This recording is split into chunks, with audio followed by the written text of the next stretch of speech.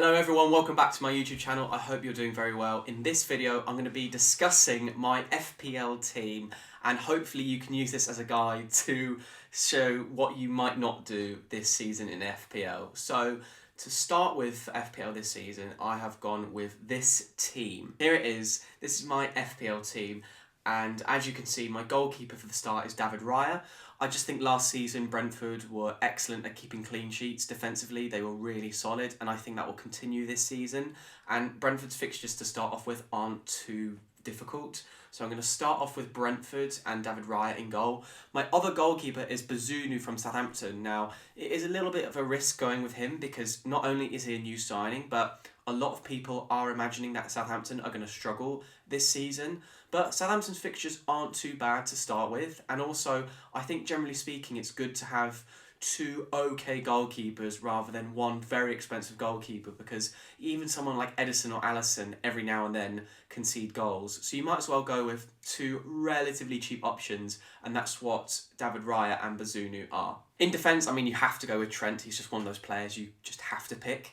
And then Kieran Trippier, I think, is a good alternative to someone like Reece James, because Kieran Trippier, when he came in January, made an instant impact at Newcastle, instantly started taking their free kicks and corners, and again, I'm sure he'll be on set pieces this season, and he's also back from injury, so he'll be fresh and fit and raring to go for Newcastle, and he'll consistently play. Whereas with Reece James, often at times he was rotated, whereas we know that Kieran Trippier is going to start in, week out for Newcastle.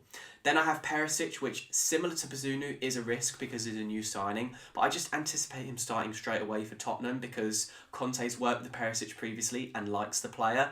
And also Perisic, he seems like one of those players that if Tottenham are struggling, Tottenham are just going to chuck him up front as just another option. So I'm going to just take a risk and put Perisic there. And then Cancelo, similar to Trent, is just one of those players that you have to pick, really. In midfield, I've got Mohamed Salah. I would be amazed if anyone doesn't have Mohamed Salah. Yes, he's very expensive, but I think he's worth the money. He's just going to score so many goals. He'll constantly start for Liverpool, and they play Fulham away on their opening day fixture. I think that's a great fixture for Liverpool to start with, and he is my captain for sure. Then I've got Kuvalevski for Spurs. Now, when he came in January, he was actually a really good addition for Spurs. He made an instant impact, and I think that will continue. For me, it was very tempted to go with Diaz of Liverpool, and they're both the same price. I just think Kuvalevski will get rotated less often than Diaz, whereas I think Liverpool are more likely to have a rotation option, and Kuvalevski's fixtures to start off with are very good. So I've gone with Kuvalevski. And then EZE, well, you kind of need those differential players, otherwise you're never going to go up in the league. And I think Palace's fixtures to begin with are very good.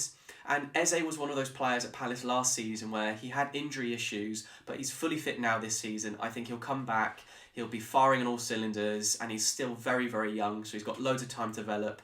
And Palace are just one of those teams now that have so many great young attacking options. And I just fancy Eze to get a few goals, especially on their opening fixture Friday night at home against Arsenal, where Palace have a very good record against Arsenal. And then finally, my front three, Gabriel Jesus. I think he's an excellent signing for Arsenal.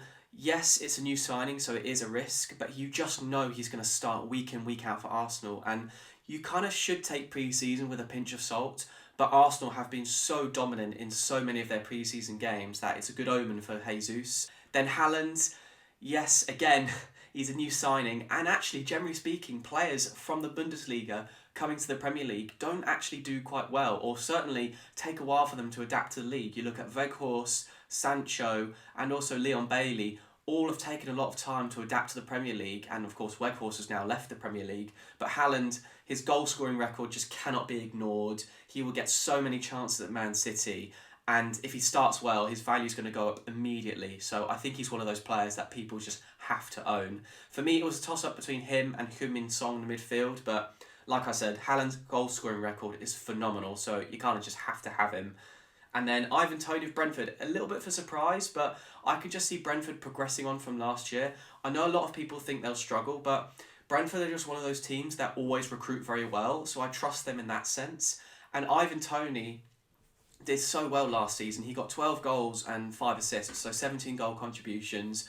And you know he's going to start in week out for Brentford. He's going to take their penalties. And I just envision that this will be his final season at Brentford before he moves on. And I think he'll do very well. I think Brentford will have a good season, a better season than people think. And also Brentford's fixtures are relatively easy at the start of the season. They play the likes of Everton, who are poor defensively. So I think Ivan Toney will have a good season and I want him in my team. And then I know you can't see it, but on the bench I have Bazunu in goal, Nico Williams from Forest, Andreas Pereira, and then De Silva of Brentford. Now, the interesting thing about Nico Williams is he's so cheap at 4 or 4.5 million pounds.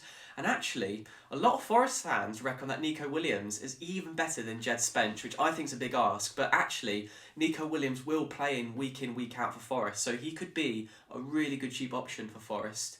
And then Andreas Pereira, I don't know whether he'll necessarily play for Fulham, but he looked okay at times for Man United, so he could chip in with a few goals here and there. And then De Silva is just a really cheap option, and I think he'll get more time for Brentford than people realise, but I've mainly got him there just because he's a cheap option. So let me know what you think of my team in the comments below, and let me know your FPL team in the comments below. Please like, comment and subscribe, I would really appreciate that, and I hope to see you all in the next video. Thank you very much.